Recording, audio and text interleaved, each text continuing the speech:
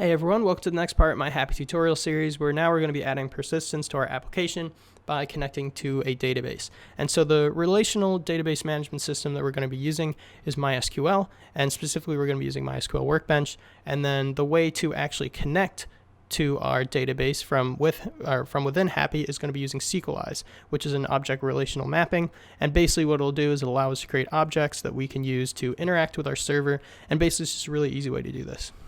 And so for example, some things that we're going to be able to do with this is, so far we have like just this simple login form.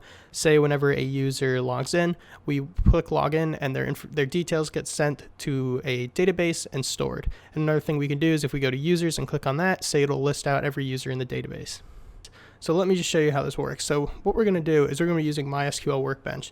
So I'm not going to show you how to install this, but I'm going to leave a video link in the description for how to get this set up, and then you can go from there. And so the first thing you're going to do is when you open it, you're going to have this here, local instance. And so connection is basically a way to interact with an SQL server. So what we're going to do is we're just going to double click on this. And now that it's opened, the first thing we want to do is we want to create a schema. So go to schemas right here, and a schema in MySQL is the equivalent to a database. And so what we're going to do is we're going to create a new one by going up to this icon here, create a new schema in the connected server. Click on this. Now let's name our database Hapi _ tutorial. Just keep everything default and apply. Now this will show us what the code will be that will get this done, so that looks good, and let's just apply. And everything else has been done, so let's click finish. Okay, and now the next thing we want to do, so we now have our schema here, or our database. So if we open this up, you can see we have tables. And so what we want to do is we want to add a table. And so let's do this. Let's do create table, and we're just going to make a users table. So what we're going to be doing is we're going to basically be storing users in the form that we have on our simple website. So say someone puts in information here, login, we can store that user in our database. So I'll be showing you how to do that. So let's create this table and let's just call it users. And now let's go down here and let's add some columns. So the first one, column name, let's call it user ID. The data type's an int. We're going to have it as a primary key. We're going to have it non-null and a primary key. And now the next one, what we want to do is we are going to have username, which will be the user's username. And then we're going to need one more. And we're going to call this will be the user's password. And we'll leave it like that as well. And so now let's just go here and let's click apply. It'll show us once again when it's going to run, and this all checks out. And let's apply. Finish. And so now the table that you are currently using should be bolded. So you can see right now we have Happy tutorial that's in bold. If we double clicked on sys here, it will be bolded. And if we double clicked on this here again, it will be bolded. So make sure that this is the table that is bolded. So that's the one that we're using. And now what we want to do is actually add data to our table. So we're going to go down here. We're going to right click on users, go to copy to clipboard. And then we're going to do insert statement because we want to insert data into our table. And so what this has done is copied to our clipboard. So now we can create an SQL file like this, and we can paste in here. So we want to insert into this a user ID, a username, and a password. So let's do that real quick. And what we are going to add for user ID, let's do 0 at first. For username, let's do WIT code. And for password, let's do 1, 2, 3, 4. And now I'm just going to repeat this with 2 other times. So I've inserted these 2 rows here. However, if you remember, we declared these as varchar with, I believe, a 45 character limit. So we need to actually make these strings. And you do that by surrounding them in single quotes like this. So now we've got our 3 things here. So what we need to do is we need to run this query so that these values actually get put into the database. And that is done with this lightning arrow right here. So click this. And you can see down here that we have successfully done that. And so now if we want to create another query file, let's just do select all from users, just so that we can see that it's worked. So then run this, and here's the data here. So we have 0, 1, 2, WIT code, Greg, Tom, usernames, and the passwords. So now what we want to actually do is we want to create a connection in our Hapi application to this database here, so we can actually get these users, use them to log in, and things such as that. So what you want to do is you want to come over here, and let's create a new folder. And so we're going to create it in here, and we're going to call it dbconfig. So basically, it's how we're going to configure our database. And now let's create a new file in here. and I'm just going to call it index.js. And now the thing, if you can remember what we're going to be using to connect to our database, is Sequelize. And so you're going to install that by npm install Sequelize. And now the next thing that we need to install is the dialect that we're going to be using. And this is going to be MySQL because we're using the MySQL database. So you need to do install, npm install MySQL, and it's MySQL 2. And so now that these have been installed, let's create our connection. And so what we're going to do first is we're going to create a variable at the top called Sequelize, and we're going to set that to require. And of course, we're going to require Sequelize. And now to create an instance of Sequelize, that's what will connect us to the database. So I'm going to create another variable, and I'm going to do, this is usually how you do it. You create it in lowercase this time, and you set that equal to a new Sequelize. And then you pass in, the first thing is the name of the database. And so the name of our database is Hapi tutorial, I believe. So if we go over here, you can see Hapi tutorial, but it's an underscore, so let me change that. And now the next thing is the username who owns this. And so by default, I'm using just root, because when you set up the MySQL Workbench, you can create other users, or you can just also use by default the root user, and that's what I use to create this. And then the password that you made as well. And so the password I made is just TOR, so root backwards. And then the final thing you pass in is the options. So the first one will be host. So basically, where is the server, or where is this database located? And it's on our local host. The next is the port number.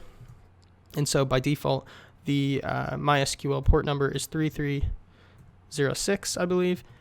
And then next is the dialect that we're using. And so that's specified with the key dialect. And of course, for us, it's MySQL. So if you were using Postgres, for example, it would be Postgres and so on. And so we've created this connection, and now what we want to do is we want to see if it works. And so that's going to be done by using the Sequelize.Authenticate method. And what this does is it returns a promise, so we can handle that in here by if this promise was successful or if it was resolved, we do this. And if not, we're going to catch it right here. So if it was successful, then what we can say is we can log connected to database. And if it wasn't successful, so when the promise is rejected, we could say could not connect. So this should work fine. So let's go down here. Let's change directories to our db config, because this is where index.js is located. And let's just run it once with node index.js. And cool. So you can see that we've connected to the database. And now the next thing I want to do is I want to actually retrieve some data. So let's retrieve each one of these, and let's just log it to the console. And so what I'm going to do to do this is I'm going to create a function. I'm going to create an asynchronous function called test connection. So the way I'm going to do that is I'm going to use the keyword async. Let's do function test connection. And then we're going to do all this in here, but to make it cleaner, let's, instead of using promises like that, let's use try and catch. So what we're going to do in here and use the await keyword. So we're going to wait for Sequelize to authenticate. If not, we're going to catch the error, and let's just log can't connect or to database like this. And if we can, let's log connected. And so if we are connected, let's do something else. And what we should do is we could run a raw query. So let's select all the users from here, like I said, and log them. And so what we're going to do that is you just use sequelize.query. And so to do this, what it returns is it returns results and metadata. And metadata is, of course, basically information about the data you retrieve. So it could be the rows that were affected, and results are the results that you return from the query. So let's do await Sequelize.query. .query. And then the raw query that we want to run, let's just do select all from users. And users, of course, is the table here within Hapi tutorial. Because remember, this represents the connection to that database, and then we are querying the table that is in that database. So we're doing select all from users. And then what we want to do is let's just log the results for now. So let's try this again. Or of course we have to run this. So let's get rid of this here. And let's run the function. So test connection. Save this, and now let's run it. Cool. Cool. And so you can see logged here is user ID 0, username, basically everything that corresponds here. So we've set up successfully. And now let's work with the metadata. And to do that, let's do this again. Let's do const results metadata. Or let's do this below where we logged our results. So let's do this equals weight. Let's do Sequelize.query. Let's run another raw query. Let's do an update clause. Let's do update the users table, and let's set username equal to, say, Bob. And notice how I'm using different quotes here because of these ones. Single quotes here, I'm using double quotes. Let's set username to Bob, where password equals soccer. And then let's log the metadata right here. So let's run this again. Oh, we got an error. Of course, because we already declared that variable here. So let's just call this results2 metadata2.